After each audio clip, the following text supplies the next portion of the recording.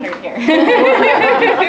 So Sarah, if you want to introduce yourself, Sure. I'll let you get started. Sure. There's a little mic if you need to move around. Oh, okay. You don't have to hold it, but. All right, well, we'll put that up here. Sorry, should I keep that back here? Sorry.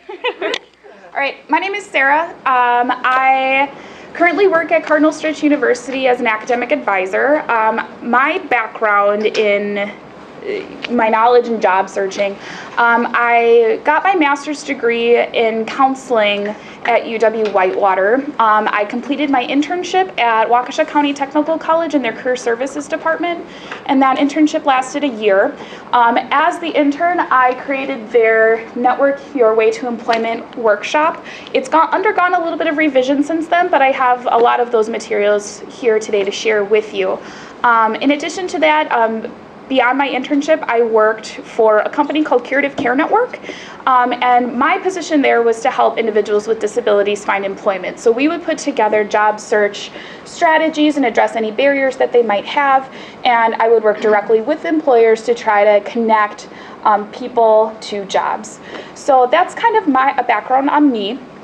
Today I'm going to chat with you guys about networking, and I do have some handouts, so I'll go ahead and distribute those. Thank you. Oh, well, it's okay. Thank you. So I'm just going to go ahead and start and talk a little bit about what is networking. We're going to talk a little bit about the benefits of networking. Why is that valuable to us? And we'll talk a little bit about some step-by-step processes that we can do. I do have some activities for you guys today. That said, I only have a half an hour, so some of this will be homework. All right, so let's get started. What is networking? Networking, and we're going to talk a little bit about your personal brand and how that relates to networking, and that actually does tie into some different areas that will also be covered today with your personal brand. That ties in really nicely with interviewing and as well as your resume. And so this is a nice starting point for us to begin. So networking is a referral-based process by establishing relationships with people, exchanging information and ideas, and working together for future mutually beneficial exchanges. I like to really emphasize that mutually beneficial component because when you're networking with people, it's great if they can give you leads or give you ideas of things that you can do, but you also want to be thinking about how you can contribute to your network and add value to your network. It's going to put you in a much better position for leveraging yourself as you move forward with your job search or career aspirations. All right, so the importance of networking. Networking is a great way to gain occupational information. Find out what's current in your field. What are the current challenges? What are the things that employers are looking for in a given position? It's also a great way to improve your interpersonal and interviewing skills. It may lead to some mentoring relationships. That's a great way to try to connect with people and figure out, okay, so-and-so is doing really well in their field, maybe that's where I want to be one day, or maybe that person is really well networked and might be able to kind of get you connected with other people and give you advice as to different things that you can be doing. It also helps build your professional network to manage your career. Does everyone have the packet of handouts? Okay, so the first page, you'll see it says the traditional job hunt. This is taken from, has everybody heard of the book, What Color is Your Parachute? Okay, this is taken directly from that book by Richard Bowles, and it basically is just a depiction of how employers prefer to hire. They prefer to hire people that they know, essentially is what we're looking at. Using a resume, if you look down at the very bottom, is the way, typical job hunters prefer to fill a vacancy, but the way that employers prefer to fill a vacancy, that's the lowest on their list, right? So it's really reverse in terms of what traditional knowledge and the way traditional job hunting is done. So that's why I like to take a look at this networking piece. It's a way to tap into that hidden job market. It is estimated that somewhere between 60 and 80% of jobs are not posted on online job boards, and that a lot of people are able to obtain what those positions are through networking. So that's why this is so important to do. the good news is that there are some reasonable steps, some fairly basic steps that you can take to try to get yourself well networked. The first piece you want to do is spend some time understanding what your personal brand is. Also, there's once you have a sense of what that brand is, then you want to start creating a list of who's in your network, getting a sense of who those contacts are. How you're going to be able to network with those people really depends on your ability to identify them. You want to clarify what your goals and your purposes are for networking. If your purpose is to obtain a job, right, you might go about this a little bit differently than someone who's already established in their current position and just looking to kind of keep your network healthy and open yourself up to professional development opportunities. Additionally, come on in. You want to prepare and make contact with your connections, and there's some different tips that I'm going to provide on that, and then there's some different pieces for follow-up. Sure. So I'm going to talk a little bit about personal branding from the professionals. Nike, right? What's their slogan? Just do it. Just do it. What do we think of when we hear that slogan? What are some things that come to mind with this particular brand? Just buy their shoes. Just buy their shoes. All right. So just do it. They're an athletic company, right? Just do it. Get out there and run. Get physically active. Just do whatever it is that keeps you physically active. That's their slogan. And they're pretty well known. So when you hear Nike or when you see this logo, you'll automatically know kind of what that company is about, right? You have a sense as to what their product is, what message they're trying to sell. Starbucks. What do we associate with Starbucks? Coffee. Coffee, yep, that's their product. When you go to Starbucks, what do you expect as a consumer? From what kind of service would you expect? High quality service, good product, you're paying for it. Yep, yes. So you are paying for a quality product. They tailor everything that you want in your cup of coffee to what your preferences are, right? That's what we expect as a consumer. When you walk into a Starbucks, you know that I can expect a double whip, non-fat, mocha latte, whatever your preference is. So, but that's one thing that they really advertise, and that's something that you can expect when you walk in their doors. What is Apple known for? This week. Computers and innovation. I've had 3 Apple devices go bad this week, so that's high on my radar this week. So maybe we won't ask you. You were saying innovation and? Okay, innovation, yep. As a personality, if you think of Apple as a brand having a personality, what are some traits that you would associate with Apple? Sort of cutting edge, sleek design. Cutting edge, sleek design. I'm sorry that that's been your experience with Apple. Typically, one of the things that I tend to hear is that it tends to, they try to make things a little bit more user-friendly. Maybe not for you this week, but that's been their claim since their inception. Yeah, so that's kind of the different things that you think of when we look at different brands. We talked about Nike, Starbucks, Apple.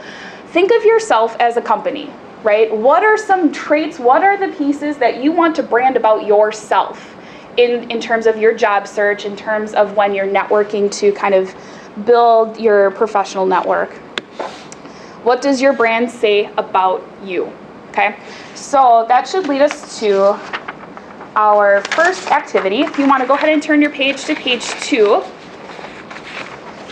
This is going to be your homework, okay? I want you to, we can maybe take about 2 minutes, and feel free to take a look at some of these questions. What is unique about your background? What makes you different from others who have the same job that you do? And then you input whatever your profession is. I've developed a reputation for. What are 3 of your strengths? What would your former managers or what would your colleagues say about what you do well? And what do you have natural talent for? These are questions you can ask yourself to kind of figure out what your personal brand would be, right? And some of these are questions that are going to take some reflection. Some of you might have ideas right now that you could jot down. Some of you might not, and that's okay. Taking time to reflect on that is going to be well worth your while, because it does tie into different questions that you can answer at an interview. It ties into how you can stand out in the job market. It relates to what makes you the wonderful employee that you are, right? So why don't we go ahead and take a couple minutes. Feel free to jot down whatever thoughts come to your mind. It's okay if you don't fill everything out today or even tomorrow, but just to kind of get the ball rolling, just to kind of get thinking about some of these concepts.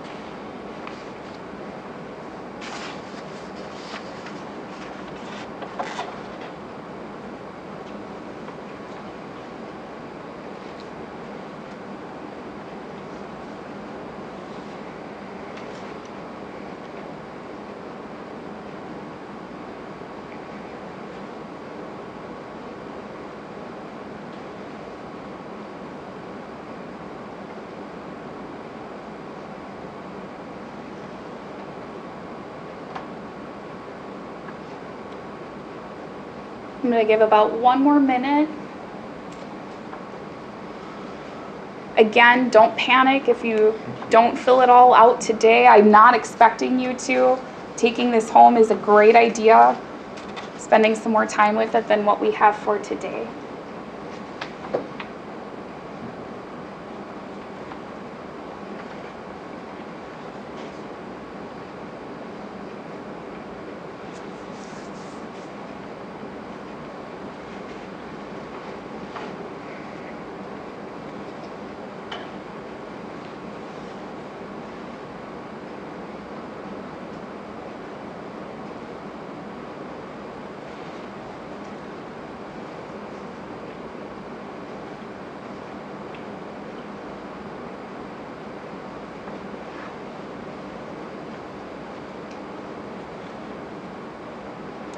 Okay, I think I'm going to bring it back up here. I'm just hoping to get a couple of reflections from you all. How was that? What was it like to do this activity? Some things are hard to define. Tell me about that. The position I formerly had was basically created for me to fill a company need. Okay, And so it's kind of a hybrid position. okay, And it's hard to classify that. Is it really sales or purchasing or kind of in between? mm-hmm. And it was basically created because of the background experience I had with the company for a specific product. Okay, And so it was kind of created for because of my background. Okay. And my product knowledge. okay. So, But it kind of has me pigeonholed now. okay, okay. But spending some time with what those skills were that got you into that position that was created for you, that can relate to what your brand is. And so, difficult, yes, but that's definitely something that I think these questions, if you spend a little bit more time with, you can work on, and we can certainly chat after if you'd like. Other reflections.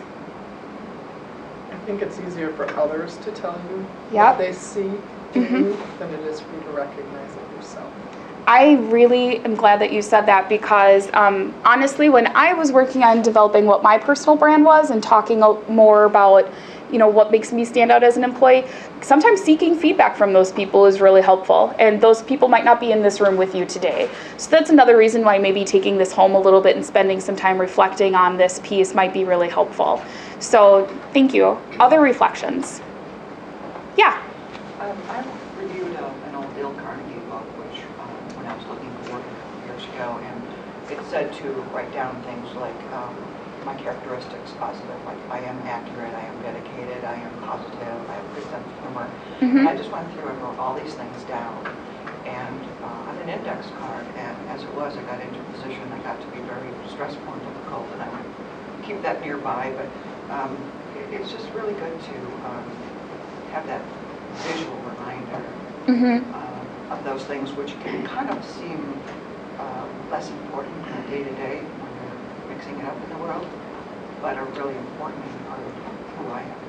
Yeah, taking stock of what those pieces are is really so helpful. I incorporate some of that in here. I'm thinking about what do other people think, and maybe I'm thinking I should ask for some additional recommendations on LinkedIn. Sure. So, because I've had a number of different positions, and that could be a deficit, but if I had people recommending me at each one, that would show the positive, which is how I promote it, but allow someone else to do that for me too. Yeah, yeah, absolutely. Having that support from your network is very helpful. So this is just a jumping, just a starting point for you to begin thinking about what your personal brand is. It will take a little time to kind of refine, and conversing with people that know your work and know what you're about is really helpful in helping to hone in on what this means for you. Let's go ahead and the next step would be to kind of take a look at who's in your network, how you can kind of figure out who those contacts are. So we're going to do an activity. We're going to create a list of various contacts and connectors. So let's talk a little bit about that.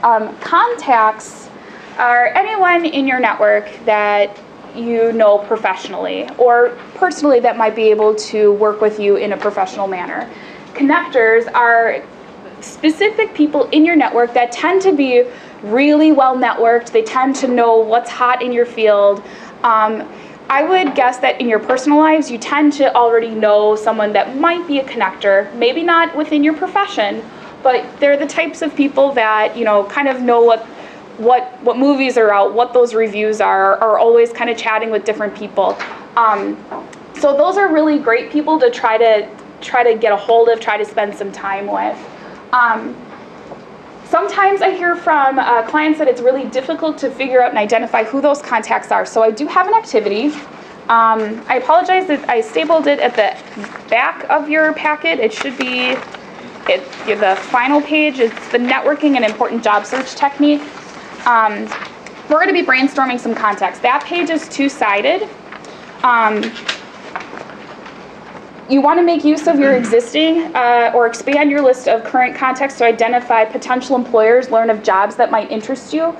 There are lists of different types of contacts, so people that you know in your family, who your friends are, people that you know through employment, professional people that you may have connected with, your doctor, if you have a lawyer, if your banker, anyone in that you might know through some sort of a professional setting.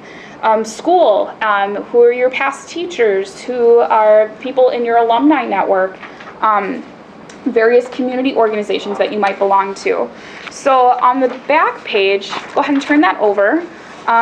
You'll see a list of various types of networks. We're going to take just about 30 seconds and try as you can to come up with as many contacts as you can think of. Ready, go.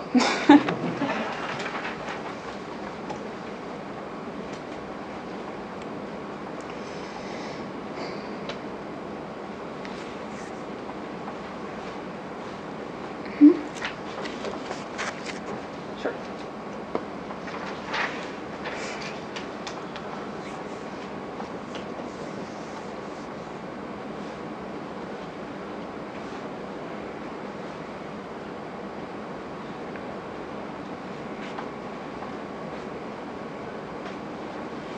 And you don't need to write them in order. You can jump around on the page as people come to your mind.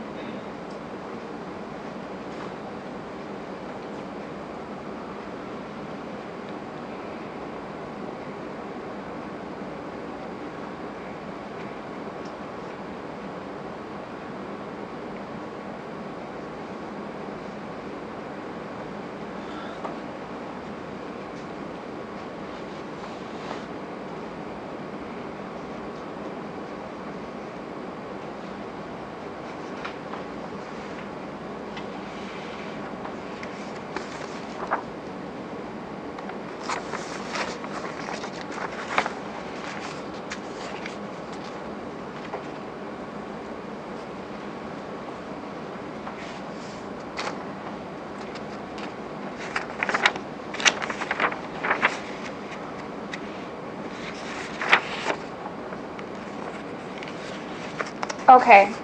I just wanted to give you an opportunity to just spend some time thinking about who are the different people in your network. Again, this is something that you can continue to work on and fill out at home. I want to talk a little bit about etiquette, the 3 circles of influence.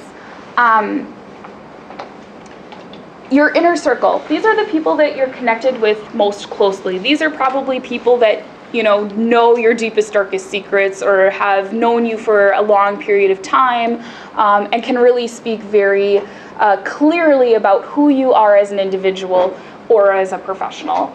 And those are the people that you're going to be able to harness in your network most easily, right? Then you have your middle circle of contacts. These are close associates that you may work with, people that you might see every day at work, but maybe you guys don't spend a ton of time together on the weekends. Maybe these are people that you've met and collaborated with on projects, and they might have a sense as to what your skills might be. And then there's also your outer circle. These are the people that you may be connected with, but that you might not know quite as well. And the idea is that you want to try to, as much as possible, bring this middle and outer circle to your inner circle, right? So you want to kind of develop those relationships with them, get to know them a little bit, talk to them a little bit about what's going on with them. And so there are different ways that you can do this. By creating value to your network, you can, if you know of a lead, maybe send it someone else's way, or sharing articles with people that might be relevant to them, asking them about what's going on in their position. You can kind of start to bump them closer and closer to your inner circle, and it's going to make it a little bit easier for you to leverage yourself as you're networking with others. Once you have a list, and granted, this is just an activity kind of gets started with determining who's in your professional network. You can either create a spreadsheet. We also, there's the handwritten chart that we did today, but organizing that list and finding different ways to contact them is going to be helpful as you move forward. Networking for the shy or introverted. Are there any shy or introverted folks in the room that are willing to disclose that they're shy or introverted? I know, kind of a catch-22 there. Networking can be intimidating for people that may not feel as comfortable doing that. So just a few things. You want to start small. Start with your friends, your family, your alumni. Those are your closest people at your inner circle. And by having conversations, letting them know why you're trying to network. Are you looking to just expand the network that you have? Are you trying to get employment? They may know of other people that they could introduce you to. That is a great way to bring someone from your outer circle to your middle circle or even your inner circle. Introductions kind of not eliminate, but they make it less of a cold contact and they make it more of a warm contact. It's a lot easier to approach somebody if you have that introduction. Don't apologize. Don't apologize. Everyone out there has gone through a job search at some point. Everyone out there is, you want to make, it's common that people are trying to build a professional network, and there's no reason to apologize for asking for contacts or ideas or suggestions. Basics: smile, ask questions, be attentive when you're listening to other people, respond to the things that they're saying. Maybe try to tie that into what you're trying to network for. Use that person's name. It shows that you're listening. Show interest in what they're doing. Ask questions. You never know. They might bring something up on a project that they're doing, and it might give you an idea. You might have feedback for them, and that's a great way to contribute value to your network, and they're going to be more likely to help you in that process. And just be yourself. I know that it's very basic, but don't feel that you have to put on a show, because we want to get you connected with a position that makes sense for you, not with the person that you're showing yourself to be. Tap into your passions. You want to talk to people about the things that you're interested in. Attend events or activities with new people that surround what those topics are. That's a great way to make new contacts and to bring them into a middle or an inner circle. Focus conversations on parts of your profession you enjoy. It helps the conversation to flow. You don't want to be that negative person that talks about, oh, I had XYZ that I needed to do and I only had this amount of time to do it and it was really stressful. And you know, people at the party are probably going to walk and talk to somebody that's a little bit more positive. So try to keep the focus on the positive side. Piggyback method, different methods that you can do. Piggyback method of networking. If a person helps you, you can try to, let me rephrase that. If you're connected to someone by someone you know, maybe that person might know other people as you bring them into your inner circle. So as an example, if my mom connected me with her work associate and I get to know that person, maybe they were initially at my outer circle, now they're at my middle or maybe even my inner circle, I might be able to ask that person for different ideas or suggestions. So it's really like a branch. It's a web that's continuing to evolve. You can also shadow a connector or an extrovert. This is a really great tactic if you're going to a networking event, a job fair, a conference, things where that might not be as comfortable for someone who's shy or introverted. And then you want to come prepared. An elevator pitch is a great way to introduce yourself. It is essentially the answer to the interview question, tell me about yourself. It's usually the very first question that you're asked. And having an answer to that can really help put you at ease because you're putting forward all of the most positive pieces about yourself as a professional. And this ties in really well to your professional brand, your brand as a professional.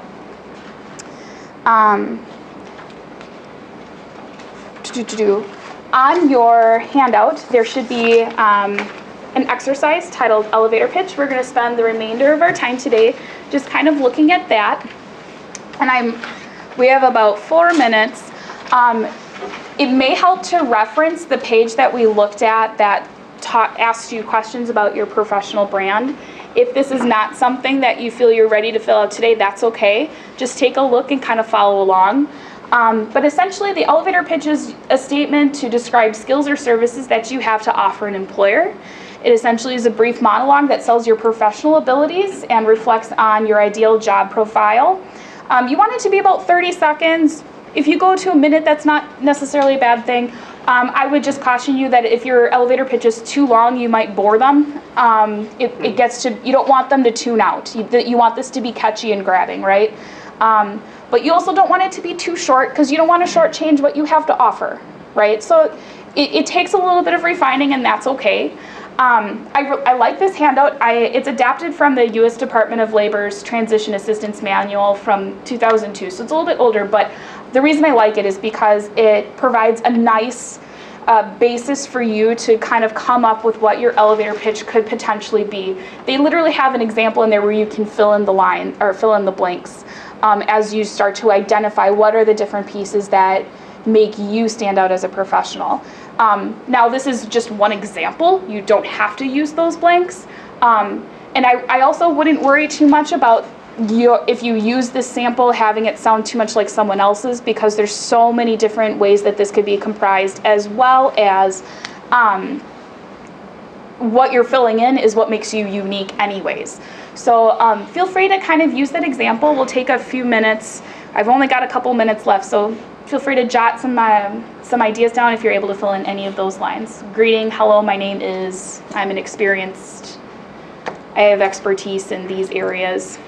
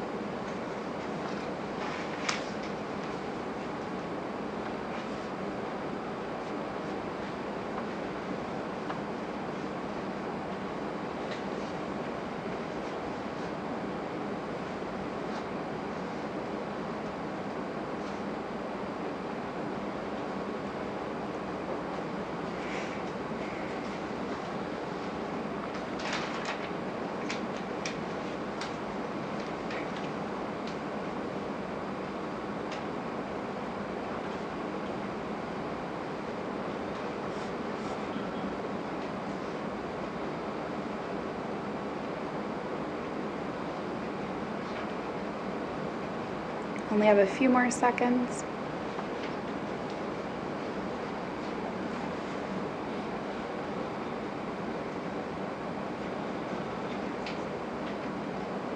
Okay, I'm being informed that my time is almost up. I'm not at all expecting you guys to have your contacts done today or know what your personal brand is or have your elevator pitch ready to go.